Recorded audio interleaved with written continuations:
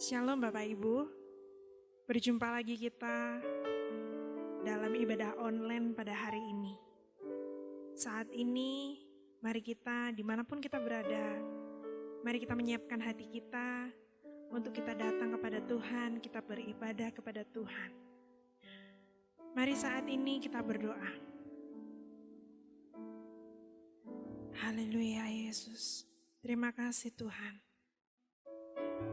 Allah kami yang luar biasa, Allah kami yang perkasa, penolong kami dalam setiap musim hidup kami Tuhan. Tuhan, saat ini dimanapun kami berada, ini hati kami Tuhan, kami rindu, kami memberikan yang terbaik bagimu Tuhan. Kami rindu kami masuk ke hadirat-Mu Tuhan. Kami rindu walaupun kami ada di rumah Tuhan, kami mengalami hadirat-Mu nyata dalam hidup kami Yesus. Tuhan tolong kami, pimpin kami dalam ibadah ini Tuhan. Mulai dari awal, pertengahan hingga akhirnya. Dan kami yakin dan percaya Tuhan, ketika kami mengundang Engkau hadir di sini Tuhan, Engkau akan hadir melawat kami. Kami siap memuji Engkau, kami siap meninggikan nama-Mu Tuhan. Di dalam nama Tuhan Yesus Kristus. Haleluya. Amin.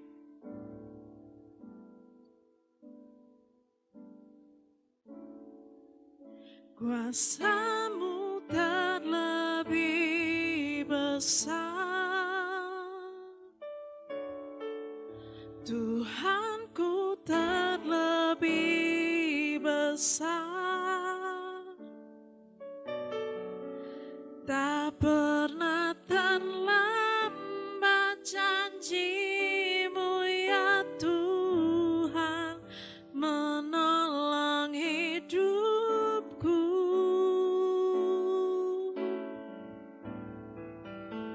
Kuasa-Mu terlebih besar, Tuhanku terlebih besar, tak pernah terlambat janji-Mu ya Tuhan, pulihkan hidupku.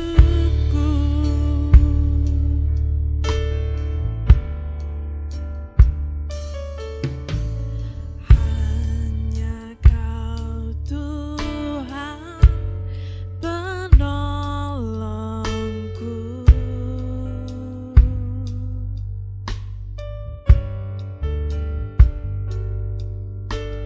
yang selalu setia bersamaku.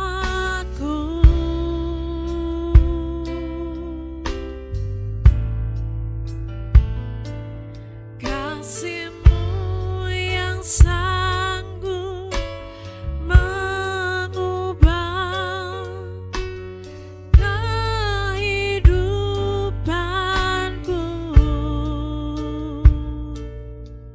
Sungguh ku berserah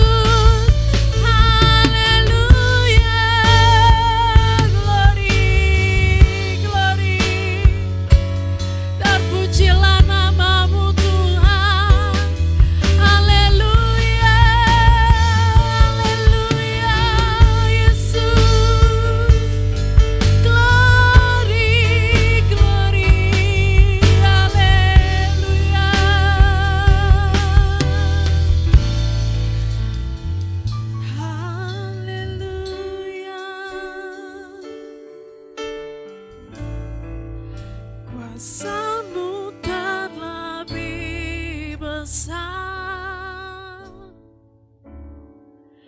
Tuhanku terlebih besar,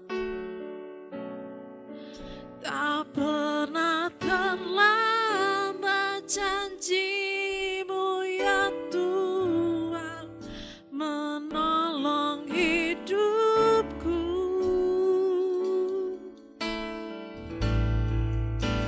Kuasamu terlebih besar, Tuhanku terlebih besar,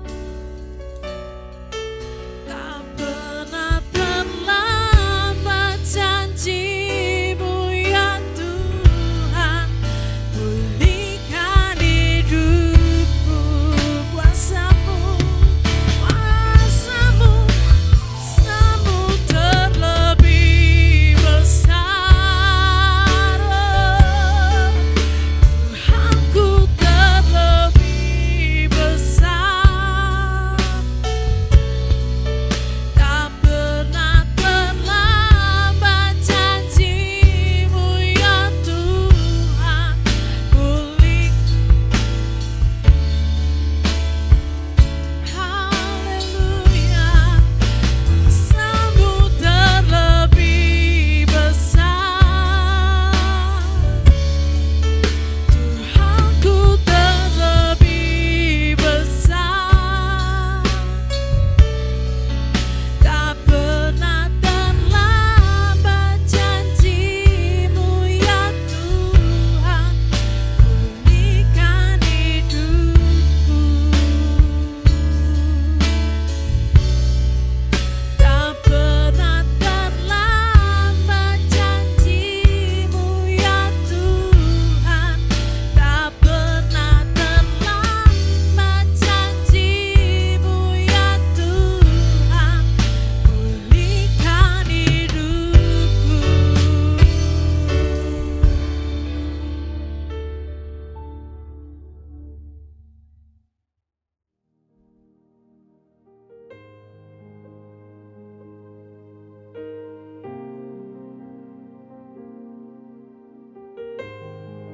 Shalom, jemaat Tuhan dimanapun berada saat ini, mengucap syukur pada hari ini kita kembali berjumpa dalam ibadah online. Senang rasanya bisa menyapa kembali Bapak Ibu sekalian dalam suatu kondisi keadaan yang sehat.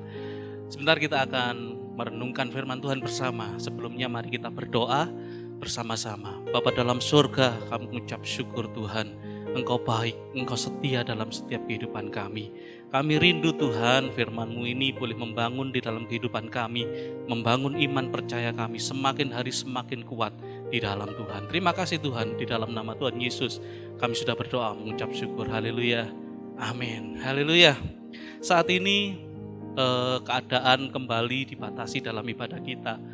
Rasa-rasanya masa-masa ini seolah-olah kehidupan peribadatan kita semakin jauh, semakin kering rasanya ketika kita tidak beribadah di gereja. Mungkin dirasakan oleh Bapak Ibu sekalian saat ini.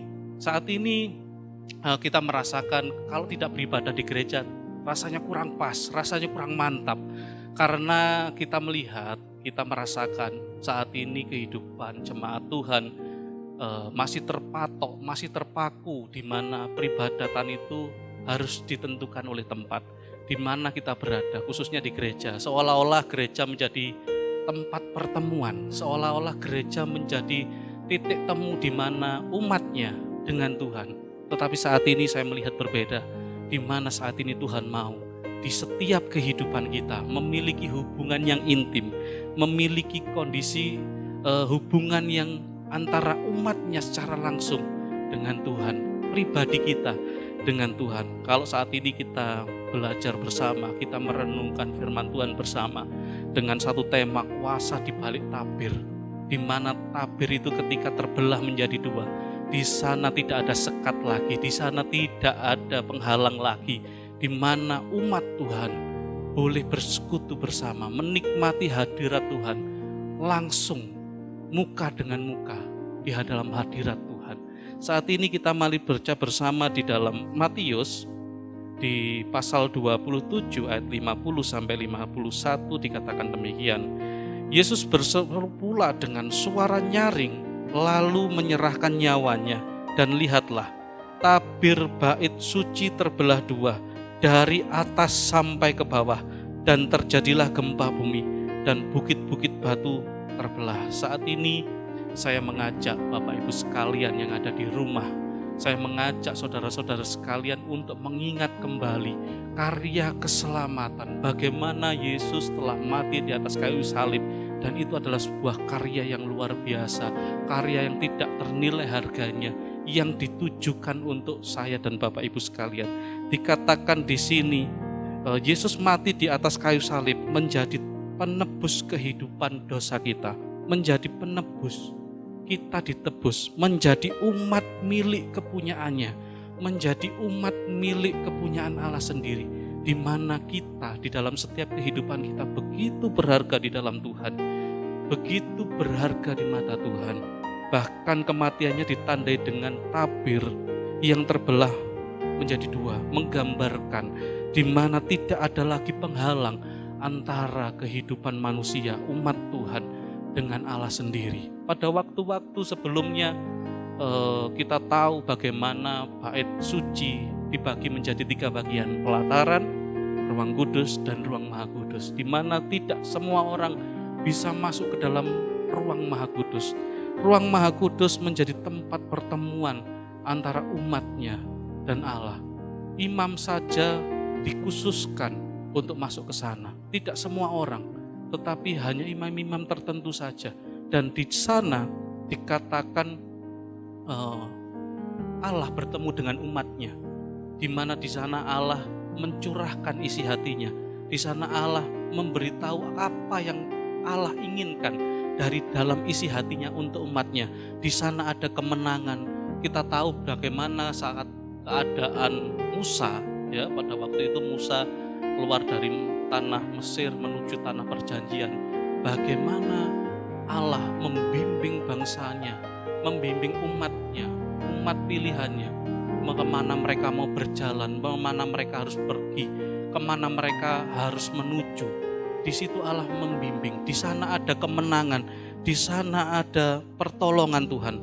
Kalau kita melihat dalam Ibrani 10 ayat 19 sampai 20, ketika kita tadi tahu bagaimana tabir bait Allah terbelah menjadi dua, apa yang menjadi esensi di dalamnya. Jadi dikatakan dalam Ibrani 10 ayat 19 sampai 20 dikatakan demikian. Jadi saudara-saudara, oleh darah Yesus kita sekarang penuh keberanian dapat masuk ke dalam tempat kudus, karena Ia telah membuka jalan yang baru dan yang hidup bagi kita melalui tabir, yaitu dirinya sendiri. Nah, di sini dikatakan bagaimana saat ini kita bisa menghampiri hadirat Allah secara langsung dengan keberanian, dengan penuh kepercayaan diri bahwasanya kita layak untuk menghadap Tuhan. Seolah-olah saat ini, masa-masa ini, gereja tidak hadir di tengah-tengah umatnya. Gereja tidak hadir di tengah-tengah jemaat. Kita seringkali mengadakan kunjungan secara virtual. Kita seringkali mendengarkan pelayanan secara virtual. Tetapi saya katakan, saat ini tidak dibatasi oleh ruang dan waktu ketika Bapak Ibu sekalian menginginkan diam di dalam hadirat Tuhan. Dikatakan tadi, oleh darah Yesus kita sekarang penuh keberanian. Mari, oleh darah yang sudah dicurahkan itu, kita hargai di dalamnya. Kita menghargainya, menjadikan apa yang sudah diperbuat oleh Yesus itu tidak menjadi sia-sia, tetapi menjadi sesuatu yang begitu berharga di dalam kehidupan kita. Dikatakan tadi dalam hadirat Tuhan, ketika perjumpaan dengan Allah, dikatakan di sana ada kemenangan, di mana kita melangkah, di sana ada penyertaan Tuhan, ada damai sejahteranya Tuhan di sana, ada berkat Tuhan di sana. Ketika masa-masa ini kita merasakan masa-masa yang sulit, masa-masa yang penuh dengan pergumulan, kita mungkin berharap kepada manusia cukup mengecewakan, mungkin keadaan keluarga, kesehatan yang saat ini cukup menjadi was-was, kerjaan dan lain sebagainya. Tetapi saya katakan, ketika di dalam hadirat Tuhan, oleh darahnya kita diberikan jalan, diberikan akses untuk menikmati hadiratnya. Dan ada kuasa di sana. Mari saat ini bersama-sama saya mengingatkan kembali kepada Bapak Ibu sekalian untuk kita tinggal diam dalam hadirat Tuhan. Untuk kita boleh saat ini boleh merasakan secara pribadi hubungan yang intim itu. Dan merasakan bagaimana pertolongan Tuhan. Merasakan bagaimana campur tangan Tuhan dalam setiap kehidupan kita. Tidak semua orang dapat masuk, dikatakan tadi, ke dalam ruang Maha Kudus.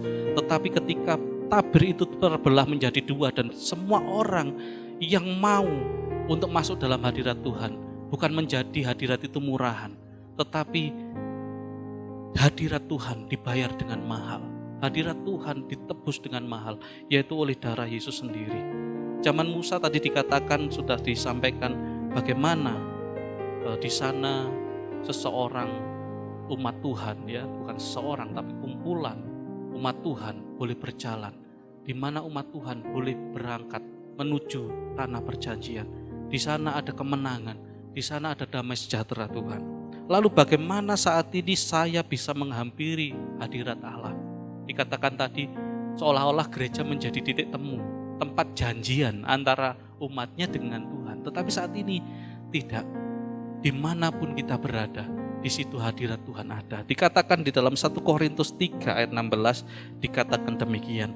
Tidak tahukah kamu bahwa kamu adalah bait Allah dan bahwa roh Allah diam di dalam kamu. Dikatakan dengan jelas, hidup kita adalah bait Allah.